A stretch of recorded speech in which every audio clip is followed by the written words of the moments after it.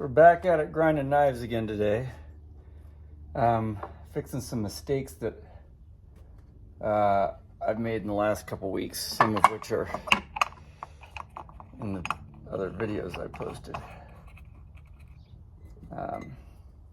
You can make mistakes and still get a decent result, it turns out.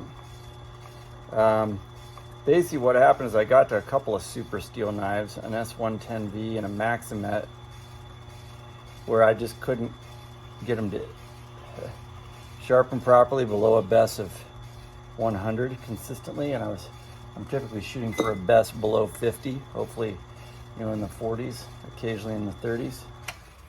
And I thought I had this burr, I thought I was dealing with the pesky burr, and I kept looking at the 30X loop, looking from the side or whatever. And finally, I got this brilliant idea, which you guys probably already know. I just looked straight on and could see that the apex came up and then was flat. It wouldn't reflect light, but it clearly was like flat. I was like, what the heck? And I come to find that my diamond wheels aren't exactly 250, and they vary by a fraction of a millimeter each. And that small difference right there is enough to change your angle, your grinding angle. Like if you have it set with the software at 14 or whatever, you'll be getting actually 14.1, which, believe it or not, like you go from this wheel, if you think it's 14, it's 14.1, or let's say it's 13.9 or 14.1, and you come over here and you're grinding an angle for 14. Well, your apex is like this, and you're set up to grind one that's like this. So the way that you actually get it to apex is by brute forcing it down with your leather wheels impregnated with diamonds. So that 1/10 of a degree was just enough that no matter how much I polished it, I never actually got to reaching the apex, and mistakenly thought instead that it was a burr that I was dealing with. As soon as I changed the wheel diameters, fixed that problem, and then I realized, well, the leather wheels probably aren't all of uniform diameter, and they're not. They vary by even more than the diamond wheels, even when new, as you might expect. And so I marked on each leather wheel like this is 2. The previous one is exactly 215, the 6 micron. This is a 3 micron. It's at 214.7. So let me go in here to 214, put in 214.7, 141 millimeters from the jig, the stop on the jig to the blade on the wheel. We're 0.6 on this Spyderco. This is a PM3, which I really like the profile of this guy, and it's in CPM 15V, which I'm really liking these vanadium stainless steels. Not sure, oh, this one's actually not stainless, I'm sorry, carbon steel. So it says 74.43. And last time on the wheel, it was exactly 215, or 0.3 of a millimeter different. We were at, looks like 74.61, and now we're down to 4.3. And that could really make a difference in how many passes it takes to get the whole bevel, including the apex, properly, polished to right up to a perfect apex. Winds up being about one number on the dial here, and that's a big difference. If it said, set it at 4, you wouldn't set it at 5, a fraction of a millimeter. So there we go. I've already done 6 micron diamonds on this CPM 15V, and we're down to BESS 77. I usually typically measure it stereotypically either under the spider emblem on the knife or under the center of the bolt of the jig, so that I'm measuring it consistently each time to see if I'm making progress. I put some extra new diamonds on there. I'm going to put a little bit of oil on there, mineral oil. I could measure it at all 3, at 3 spots or various spots along the length, but it gets to a point where the measurement becomes tedious and a bit of a distraction. It's better to just have a very consistent process so that you can be assured that you've gone along the entire length. The other thing I've learned with these super steels is coming off this extra fine diamond wheel over here on the T8. Can't quite see it, but I've got diamond wheels over on the T8, right? Going to 6 micron diamonds is quite a jump, and I'm having to make, you know, 10, 20 passes per side to get rid of the burr that was left by the hard diamond wheel. So I'm going to get another wheel, yet another wheel. Maybe I'll use this old guy here. And I'm going to get some 10 micron diamonds. So then I'm going to go 10, 6, 3, 1, and 0.5 or 0.25. And that sounds like a lot of equipment, but when you see how good and easy the result is to get, you'll understand why. So I'm going to do 5 passes per side on this one. I'm going to go, and I can go back.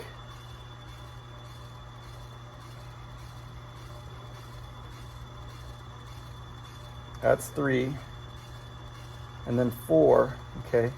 So that's 4 on one side. Do 4 on the other side.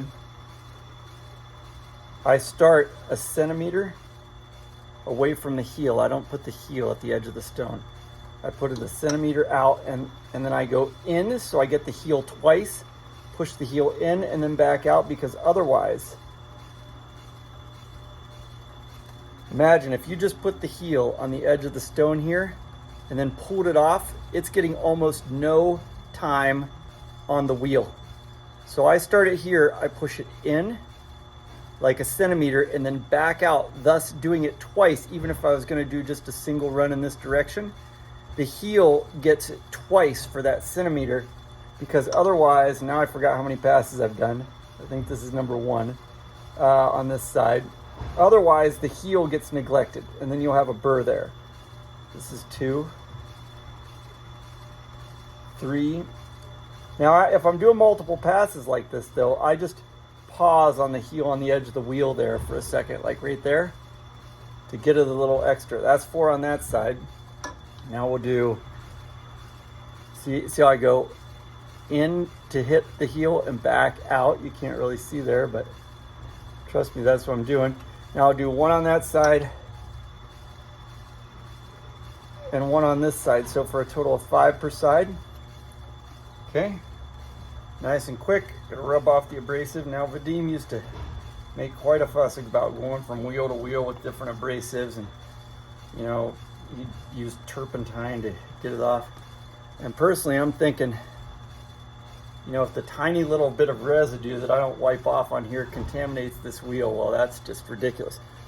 I'm going to move to the next station here after hitting pause. So obviously here we have my testing station. I've made a tiny bit of a modification to it. The other thing you're going to see in these videos compared to my previous 2 on Rex 121 and S110V is that I'm not going to do hardly any stropping anymore. I've basically eliminated the need for stropping, as I've refined the procedure for apexing everything at progressive degrees of polishing, okay? So the other modification I've made is I've taken, I had them here, you know, this little nubbin that's in there that they have? Mine gets sliced up like a piece of pizza really quickly. So I used a piece of leather thinking it would be tougher, and it lasted about a day before it started slicing. So I've just put a oak dowel rod in there. I don't think that there's any chance that laying a knife with 100 grams or 150 grams of pressure on a piece of oak without slicing is gonna damage the apex. But it gives me a far more stable and consistent platform from which to measure. The other thing is, notice if you have this thing up against the rim a little bit, when you touch the fulcrum, it moves the rim and changes the scale. So I always push on this now. I learned this the other day. I push on this before I put the knife down to make sure that you're centered and you have an unchanging 0. And again, you can see I'm gonna come down on the filament at approximately the spider on the knife or the center bolt of the jig. And we should hopefully be, I don't know, hopefully well under 70 now. I'm gonna slowly lower until I contact, holding it very carefully in the center. And I'm gonna slowly lower so that I can see it going up a couple of points at a time. And then we'll see where we are, and I'm going to document it on my spreadsheet. So there we're at 70, 82. So we had 77 in the 100 last time. I don't know if we made a whole lot of progress. So let me go make a couple more passes and I'll be right back and check it again. You know, you have this inevitable tension when you're moving from, you know, grit to grit. If the BESS doesn't change, you know, you worry that you've underdone it. And if you've underdone it and you progress too quickly to the next grit, you're just going to compound your trouble later on. On the other hand, maybe that's just all the farther you're going to get with that grit, and then you risk persisting for too long, you know, wasting time. So I actually went out with my little loop and checked in the sunlight, and the apex looks wonderful. I mean, there's not a burr or anything there. It's like perfect. So I think we just gotten as far as we're going to get with 3 microns, which is, I think, equivalent to about 8,000 grit. But I did do a couple extra passes per side on the 3 micron, and so we'll come and lower and test again and see where we are. Certainly don't want to go the wrong direction. If we go the wrong direction, we can almost guarantee that we have a burr. There's 50, 48, 49, 50, 60, 70, 83. I got a little tilted in the gantry there, haven't I? So there's 83 on there. And I think that's probably, we're probably good. So I'll set up and move on to the next stage. So here we are back at our leather wheel station. I'm going to take off the 3 micron, put on the 1, which is 215.1, so 0.4 millimeters greater diameter than the other one. I got it on here. I'm going to have to periodically check them, obviously. Whether or not it's a waste of time or it's foolish, you know, which way, like, is it more of a waste of time to check it every time, or is it more of a waste of time to get yourself into a pickle where you don't know what's going on and it shrunk a couple of millimeters? Either, you know, maybe it dried out since your last session, the oil's dried out of it or whatever, or it's hardened, or, you know, who knows. But we're going to put in here 215.1. We're going to assume it's the same as it was yesterday and check. And it now says to go up to 74.64. Okay. So I get my caliper here. We're at 74.6264. Kind of back up to where we were on the last wheel. Come up here. Now it's at 4. The little millimeter dial on here, or fraction of a millimeter, is 4. We're probably going to come up till it hits the 3, I'm guessing. Just over the 3. So it's about, each one of those is about 0.2 millimeters, raise and lower. Just about. It's not perfect, but you're kind of in the ballpark. I never skimp on diamond abrasive. It's cheap compared to time, and I don't want to skimp and then wonder why I'm not making progress on a particular step.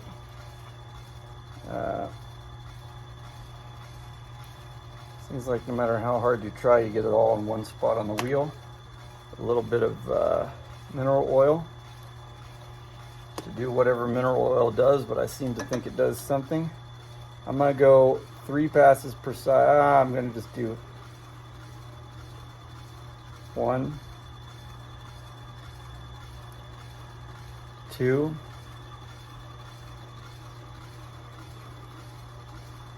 3, 4,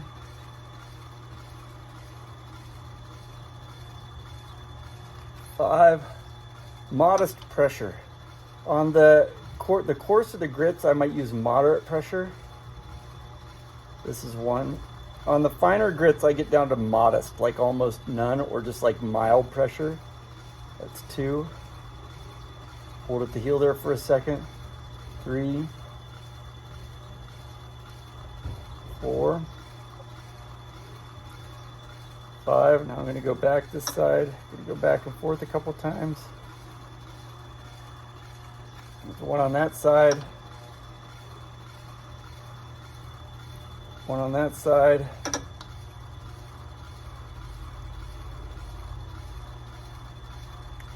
One on that side. And one on this side. Okay, so that's a total of like 9 quick passes per side. Well, not the same as last time. Here we are back at BESS to check our progress. And I'll show you here, and then at the end that I'm entering all this, where I am at each step and what I've done into a spreadsheet as I go, so I can go back and see where I think progress is stalled, or what I've already noticed from doing this and keeping count is that you know, it's taken too long at the 6 micron step, so that's why I think I need a 10 micron diamond step in there also. We go up on BESS. Now we're at 1 micron diamonds at the exact angle. Vadim, in the one video, Rex 121 or whatever it was, made a big fuss about going down 0.1. So if your target was like 14, you go to 13.9. And I wonder if that's not an artifact of his rock hard felt wheels being compressible and imperfect from time to time and difficult to measure. I love Vadim. I think his rock hard felt wheels were a giant, you know, kind of, I don't want to say a scam, but, or a fraud, but like, there ain't nothing special about no rock hard felt wheel. That's just like surplus felt in Australia. And that and his kangaroo tail. I mean, there ain't nothing special about no kangaroo tail. That's just him trying to leverage the fact that he's in Australia and make you think he's got something exotic that you need that he can sell you. And I'm not saying he was a dishonest guy. I'm just saying, you know, everybody likes their own brand. So, let's see here. Now this, we've done 1 micron diamonds. It's about, what the heck is 1 micron diamonds? About 10,000 grit or something like that, maybe 14. Lower on down here, right at the spider or at the center bolt. 46. We're down to 46. And in case you don't believe me here, we're going to try that one again. So we're kind of almost down to that, because the other thing you notice, I've taken time here, you know. I haven't skimped on any of these steps. Once you got the wheel set up, everything's set up properly to within a fraction of a millimeter to 1/10 of a millimeter. It's pretty easy to just keep making passes, especially if you allow yourself to make several light passes in one direction. You know, at least at the beginning of a stage. I alternate towards the end just to, you know, make sure that I'm not creating an uneven situation on one side. So here we go again. I'm going to do it at just the same spot to see if it's more or less repeatable. Right in the center of the diamond, or the spider, I mean. I really love these G10 handles. They just have the most amazing feel to them. So there we go. I kind of stop every 10 to make sure if I got a cut, it's got time to dig in there. There we're at 40. I'm gonna keep going to see where we get this time. You know, I think usually it's between 10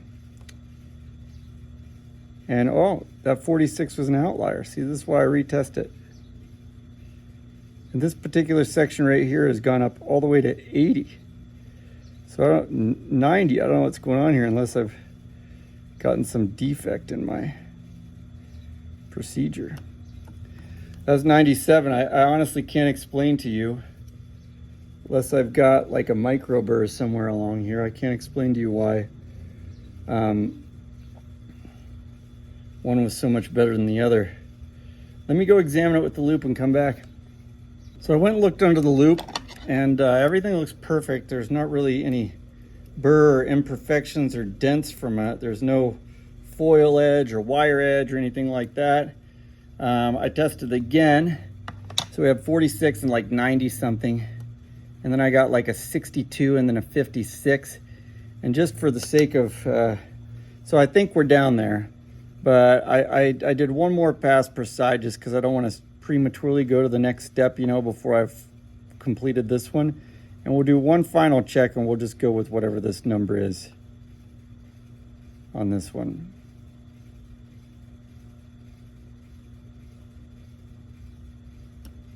$57. So I think with 1 micron diamonds, we're down to 57. I'm gonna put that in my spreadsheet here, which I'll show you.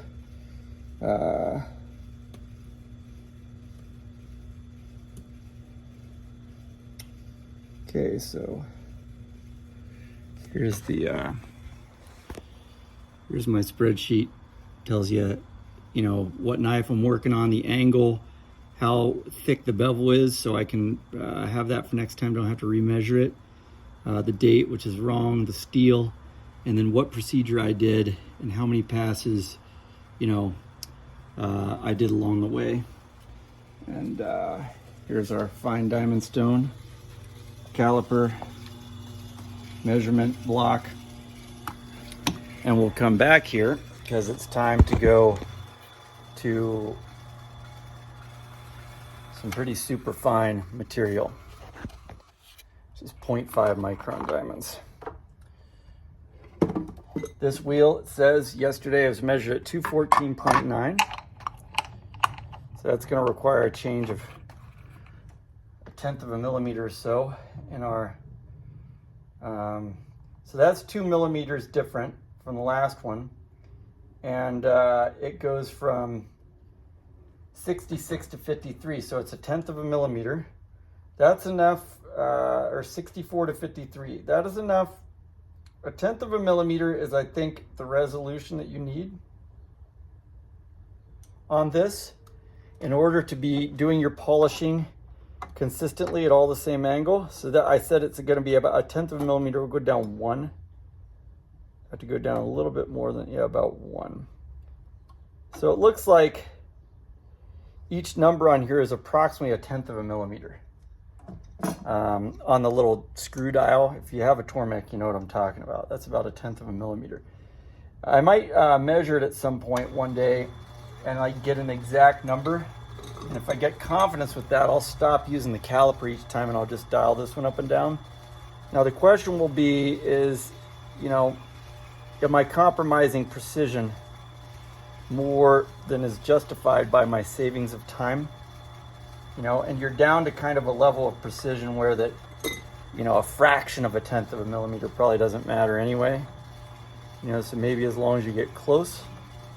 Now I'm going to use light pressure and fewer passes per side.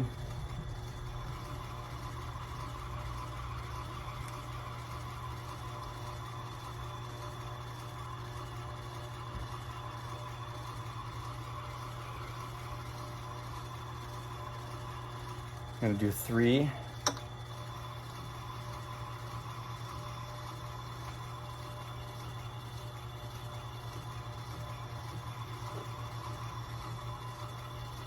On that side. I'm going to alternate.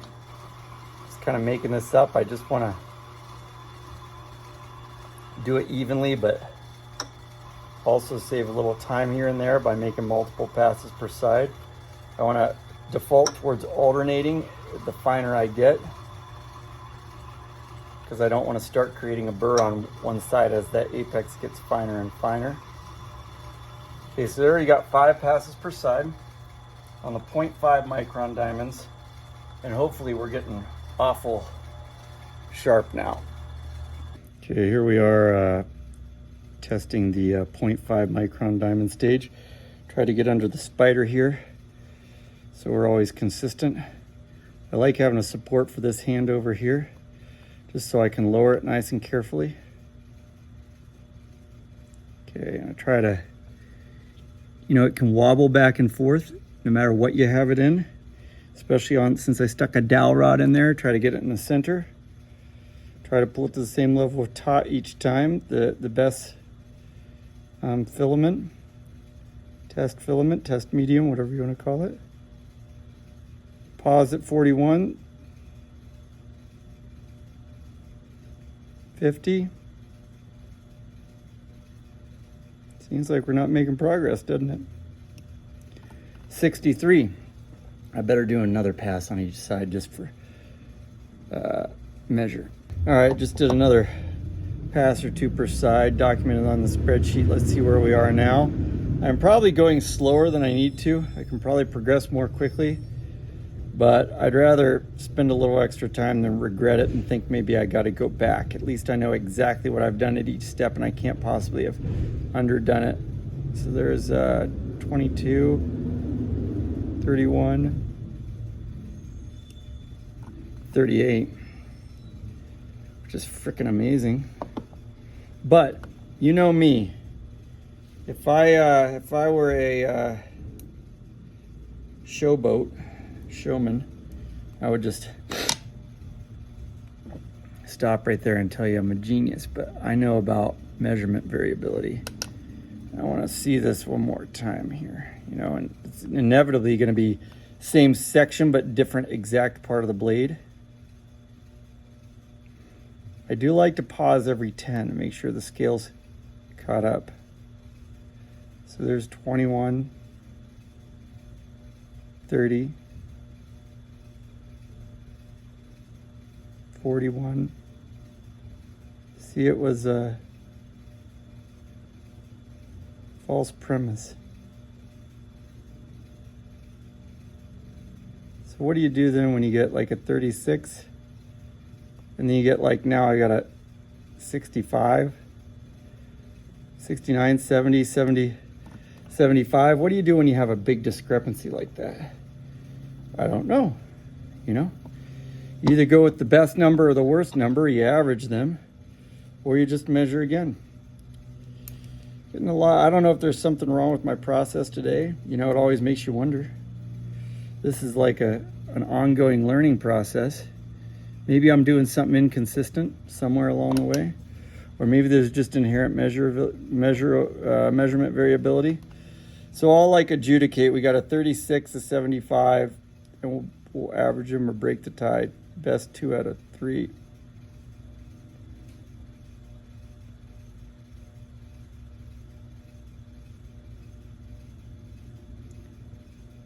$59. So we're there. Let's just keep going and see where we wind up at the final step. So this wheel has 0.25 micron diamonds, and for whatever reason Vadim mixed a little Chromox with it, which I tend to do too. It's the same diameter as the previous wheel, so I can not change anything this time except for alternate passes.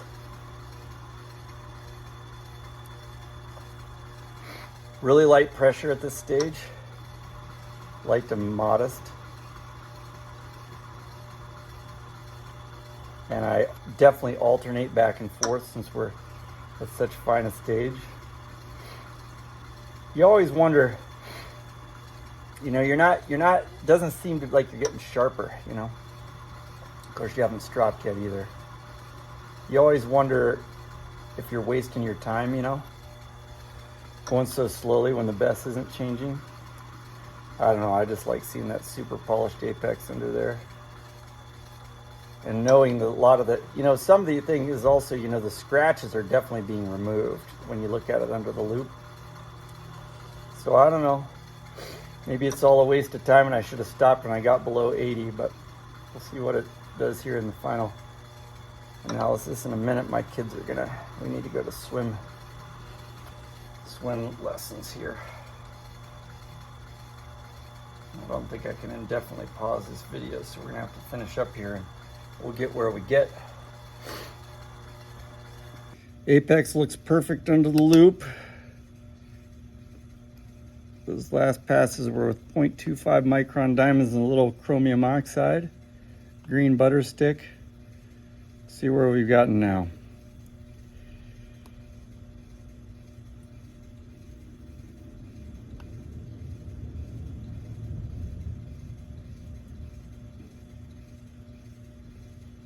We're at 31.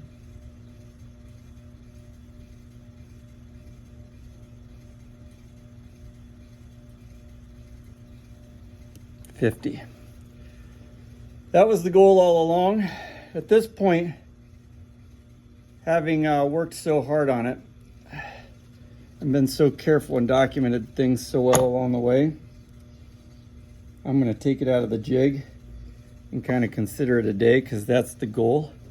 I do find that some final stropping, sometimes I don't know what the heck it does, but some final hand strop, this is just oil and some residual Chromox in here from the last, you know, the strop before this is just Chromox.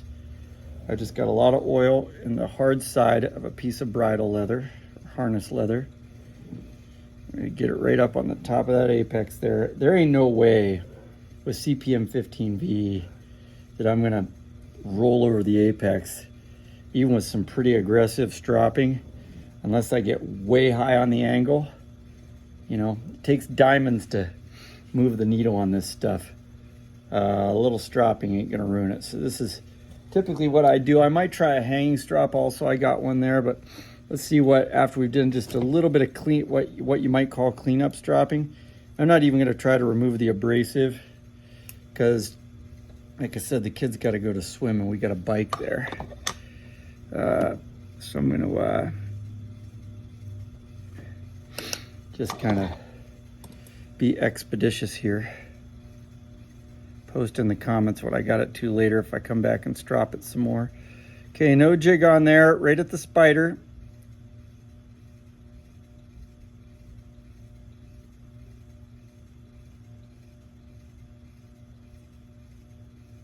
.56. We're about at the same spot.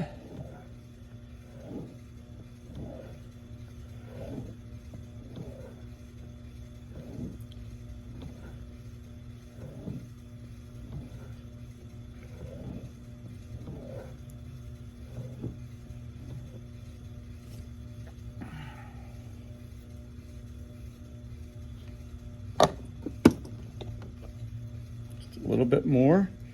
And if that stropping doesn't do anything, then we'll use some Chromox on a flat strop or a hanging strop. 50,000 grit. Vanadium carbides. That part of the matrix should be impervious to it.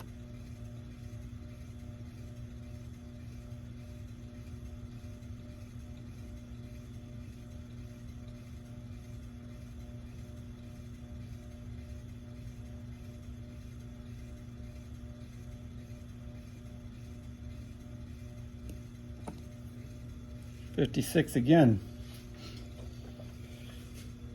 Like some oil on my hanging strap. There's but residue of Chromox in here, hardly any abrasive at all.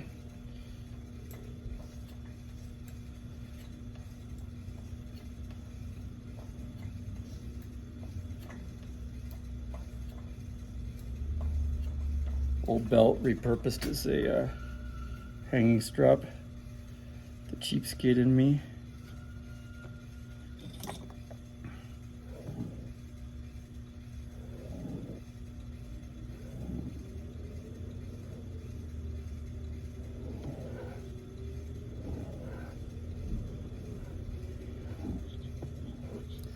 By the way, tree topping is a scam. They've got a foil edge on there. There ain't no blade that can tree top and then cut a piece of cardboard and tree top again, because the foil edge that's causing the tree topping is going to crumple after you actually cut anything realistic with it. That's my current conclusion. I'll modify that if somebody proves something different to me. So now we did a little hanging strap, a little bit more flat strap, and this is going to be the last one.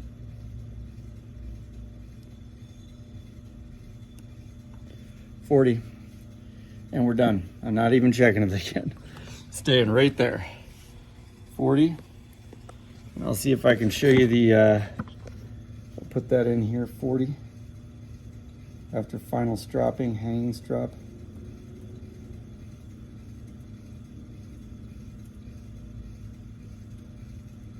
There we go. And there we've got, let's see if you can see that. It's a very nice 14-degree edge on each side. Very, very nice. Beautiful under the loop. Almost perfect apex. And that's what gets you 15 BESS. About 40 minutes later, starting from basically reprofiling the edge on the diamond stove Spent 5 minutes before I began the video on that.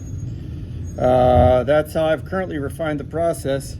Gotten away from lots of stropping, although you know I'm going to be tempted to get a Chromox strop out, a flat hard strop later, and see if I can burnish it up a little bit more. Thanks for watching. Have a good week. Stay sharp.